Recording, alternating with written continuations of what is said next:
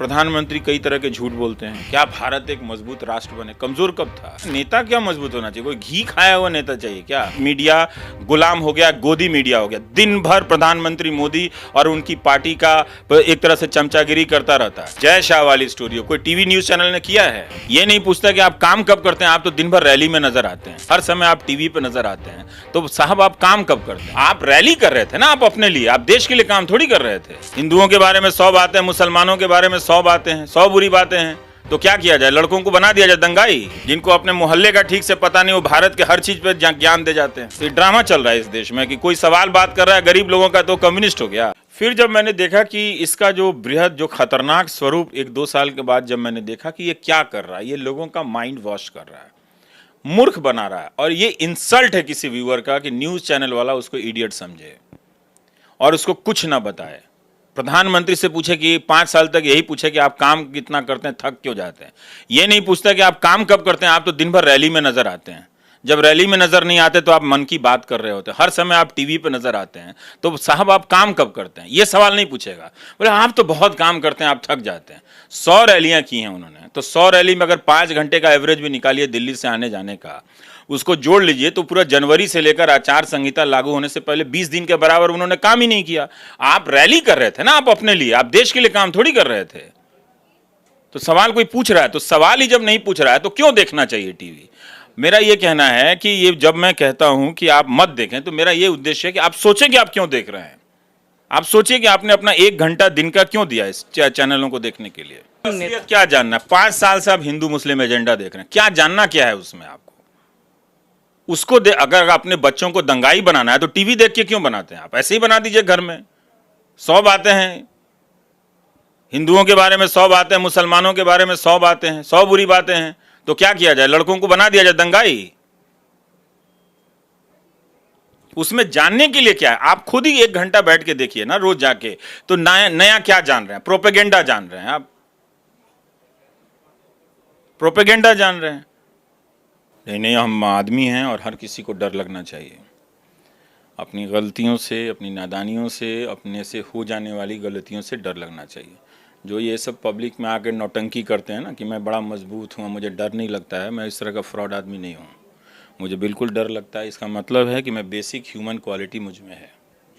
ठीक, अगर नहीं डर लगता तो मैं 20 मंजिला इमारत पर जाके कूद जाता नीचे, और फिर 2 मिनट के बाद नीचे पान की दुकान पे टहलता हुआ नजर आता, पान खाता, लोगों को आइसक्रीम खिलाता। हो सकता है? नहीं हो सकता ना। तो आप 20वीं इमारत से जाके नीचे झांकेंगे तो आपको थोड़ी घबराहट होनी चाहिए। अगर हो रहा है तो इसका मतलब आप नॉर्मल आदमी हैं, और अगर घबराहट नहीं हो रही तो इसका मतलब आप खुद भी मूर्ख हैं और दुनिया को भी मूर्ख समझते हैं। तो इसलिए बिल्कुल मुझे डर लगता है, लेकिन क्या करें, काम करते रहते हैं। ठीक है, बहुत बड़ी ताकतें हैं, अंत में वही जीत जाएंगी तो जीत जाएं, इसमें क्या करना है, क्या फ़र्क पड़ता है? मैं अगर हार भी जाऊँगा तो क्या फ़र्क पड़ता है मुझे? मैं कोई ट्रॉफी के लिए तो मैं दौड़ नहीं रहा हूँ ना, मैं किसी ट्रॉफी के लिए, कुर्सी के लिए तो भाग नहीं रहा हूँ। बहुत सामान्य बात है, बहुत ही स्वाभाविक बात है कि कोई इतनी ताकत से और इतनी भीड़ से लड़ते हुए हार जाए, बल्कि उसको हार ही जाना चाहिए। वो कैसे जीतेगा? लाखों लोगों से करोड़ों रुपया खर्च करके जो फेसबुक और व्हाट्सएप से जो अफवाहें फैलाई जा रही है, क्या उससे कोई जीत सकता है? हाँ, वो जीत नहीं सके, ये उनकी समस्या है, वो अलग बात है। प्रधानमंत्री को एक बार इंटरव्यू रवीश के सामने भी जाके देना चाहिए। तो कभी आपकी तरफ से भी कोशिश की गई कि मोदी जी का एक बार इंटरव्यू लिया? लेटर लिखा हुआ है, ओपन लेटर लिखा हुआ है, आइए इंटरव्यू कर लीजिए। और क्या कोशिश करें? क्या कोशिश करेंगे? वो तो अपना प्रवक्ता 2016 से मेरे शो में नहीं भेज रहे हैं। तो जिस पार्टी ने मुझे बहिष्कार किया तो मैं कोशिश क्या करने जाऊं? आप मुझे बताइए क्या करना चाहिए? दुनिया की सबसे शक्तिशाली पार्टी है, 5 साल में अपने कार्यकाल में हिम्मत नहीं जुटा पाई कि मेरे साथ बैठे। तो अब हम अंत में यही कहेंगे ना, और क्या कहें?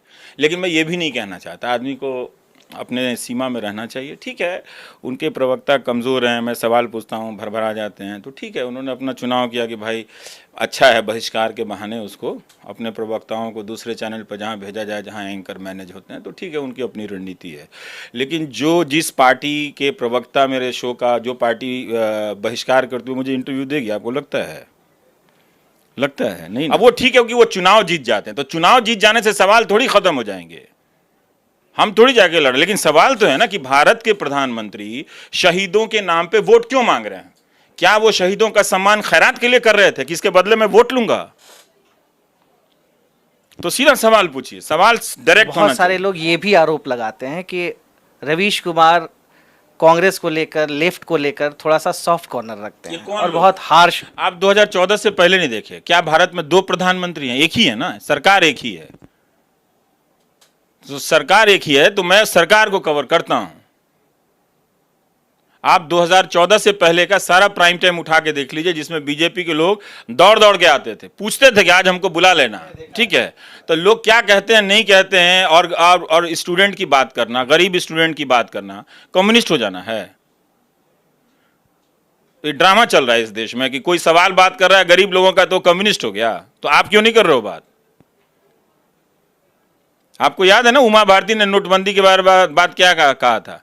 हमारे प्रधानमंत्री मार्क्स और लेनिन हो गए, जो इंटरनेट सर्च कर लीजिएगा। तो ये सब ड्रामा सब चलता रहता है। 99.999% मीडिया गुलाम हो गया, गोदी मीडिया हो गया। दिन भर प्रधानमंत्री मोदी और उनकी पार्टी का एक तरह से चमचागिरी करता रहता है, बकवास करता रहता है। वहां सवाल पूछिए, उसके सामने हम कुछ भी नहीं है। कांग्रेस अपना देख ले, हम उसका क्या बाजा बजाएंगे? वो अपना देख ले। 44 सांसदों की पार्टी रह गई है वो। मतलब आप ये कह रहे हैं कि आप विपक्ष का मत दिखाइए, यही कह रहे हैं ना आप एक तरह से कि विपक्ष का दिखा दिए तो आश्चर्य हो रहा है कि विपक्ष का ये कैसे दिखा रहा है। दिखाऊंगा विपक्ष का, जरूर दिखाऊंगा, क्योंकि 99.999% मीडिया में विपक्ष पर लगातार हमले हो रहे हैं। और ये हमले ईमानदारी के लिए नहीं हो रहे हैं, पत्रकारिता के लिए नहीं हो रहे हैं। ये हमले भारत की राजनीति से, भारत के लोगों के मानस से विपक्ष को मिटा देने के लिए हो रहे हैं। अनैतिकताएं सभी दलों में, कोई पार्टी भगवान के यहां से अवतार होकर नहीं आई है, सब अनैतिकताएं से भरी पार्टियां हैं। तभी तो ये हाल है। 5 साल सरकार होने के बाद कह रहे हैं पुलवामा के नाम, शहीदों के नाम पर वोट दे दो। तो क्या करें? मैं अब इस वक्त मैं कांग्रेस पे जाके बात करूं? मुझे ये नहीं दिख रहा है कि चुनाव के समय आता है तो आप रेड करने लगते हैं।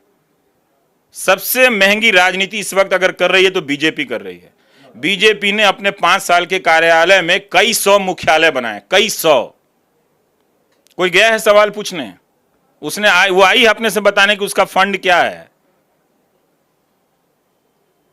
तो हमें नहीं दिख रहा है कि सीबीआई का, इनकम टैक्स का, ईडी का इस्तेमाल किस लिए हो रहा है। और ये आप पूरा पैटर्न देखिए, बंगाल का जब चुनाव होता है वहां छापे पड़ने लगते हैं, बिहार का जब चुनाव होता है तो वहां स्टिंग आने लगता है, छापे पड़ने लगते हैं। इसी तरह से जहां जहां ऑपोजिशन पार्टी की सरकार है वहां छापे पड़ने लगते हैं, वहां होता है। और जब इतने ही करप्ट लोग हैं तो आपको चुनाव के समय ये सब क्यों नजर आता है? आप पहले करो, फिक्स करो, उनको रोको। और आपको क्या लगता है कि आपके मुख्यमंत्रियों के पास और आपके मंत्रियों के पास भजन का पैसा है, जजमानी का पैसा है कि कहीं गए सत्यनारायण बाबा का कथा कराने तो बदले में जजमानी मिला, उसका पैसा है? वो ईमानदारी का पैसा होता ना तो इतनी महंगी रैली बीजेपी नहीं कर पाती और इतनी महंगी राजनीति इस देश में नहीं हो पाती। तो सबको दिख रहा है कि भारत की राजनीति का बुनियादी काला धन है। इसमें कोई राम नहीं है, कोई रावण नहीं है, कोई फर्क नहीं है किसी में। तो कहने दीजिए, कहते रहते हैं, उससे क्या फर्क पड़ता है? मैं जो कहता हूं वो तो उसका तो कोई जवाब दे, उसका तो कोई जवाब ही नहीं दे रहा है। हमसे लोग बात कर रहे हैं जैसे जनता ने मुझे वोट दिया है, मैंडेट दिया है, पीएम बनाया है।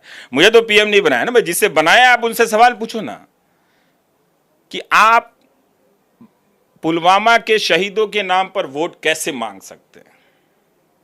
बताइए, कोई पूछेगा? हिम्मत है किसी न्यूज चैनल में पूछने का? वॉइस ऑफ वॉइसलेस कहा जाता है। लेकिन इसके साथ एक जो नैरेटिव है, आप एंटी मोदी पत्रकार हैं। नहीं, ये देखिए, ये सवाल का मैं जवाब दे देता हूँ, है ना, लेकिन ये उनका बनाया हुआ एजेंडा है, प्रोपेगेंडा है मेरे खिलाफ। एक पत्रकार कैसे प्रधानमंत्री के खिलाफ हो सकता है? क्या कर लें हम? उनके खिलाफ चुनाव तो नहीं लड़ रहे हैं, हम अपनी एक स्टोरी करते हैं जो पब्लिक में रखते हैं। मेरी किसी स्टोरी का जवाब तो उन्होंने दिया नहीं पब्लिक में, तो वही रख देते तो पता चल जाता। तो ये ही व्हाट्सएप यूनिवर्सिटी से ये इस्टेब्लिश किया गया कि मैं कोई एंटी मोदी हूँ, है ना।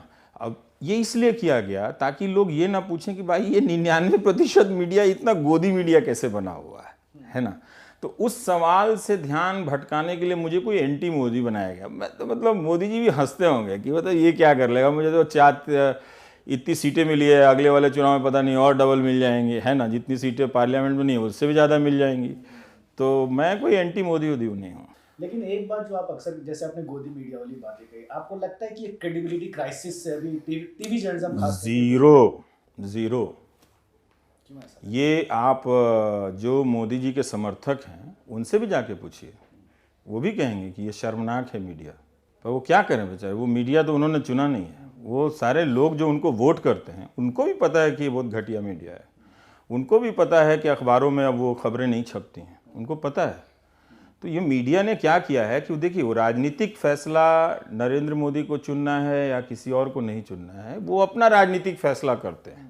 मतदाताओं का समूह वो उसमें अपना माइनस प्लस देखता है, फिर लगता है कि हमको यही ठीक है तो उनको चुनता है। हाँ, लेकिन ये जो मीडिया है वो वही जो नरेंद्र मोदी को चुनता है, वही आदमी समझता है कि ये मीडिया जो है उसका नहीं है, जनता का नहीं है। वो इस बात को समझ गया है, समझ रहा है। और ख़ासकर नौजवान जो उनको नौकरी नहीं मिली, उनकी कोई आवाज़ होती है, धरना प्रदर्शन करते हैं, लाठी से पीट जाते हैं बेचारे, और वो व्हाट्सएप बना के घुमाते रहते हैं आपस में सर्किल में, जो अंत में मेरे तक भी पहुंच जाता है। उनको कोई मीडिया वाला दिखाता नहीं है। तो मीडिया ने मोदी की ही जनता को बाहर कर दिया है।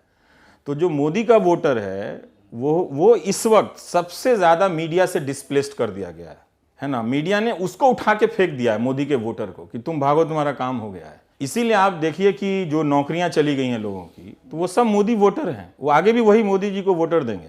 मतलब मैं ये नहीं कहता कि उनको नौकरी चली गई तो मोदी को वोट नहीं देंगे, वो आगे भी देंगे वो, लेकिन उनकी कहानी तो आनी चाहिए ना। वो चाहते हैं कि उनकी बात प्रधानमंत्री तक सुनाई जाए, पहुंचाई जाए, लेकिन वो मीडिया उनकी बात नहीं पहुंचाता है, जबकि वो है मोदी का ही वोटर। तो मोदी का वोटर हो जाने से आपको गोदी मीडिया मिल जाएगा, ये गारंटी नहीं है। यही मैं समझाता हूं लोगों को कि ये जो गोदी मीडिया है भारत के लोकतंत्र की हत्या कर रहा है, और दैनिक स्तर पर रोज हत्या करता है।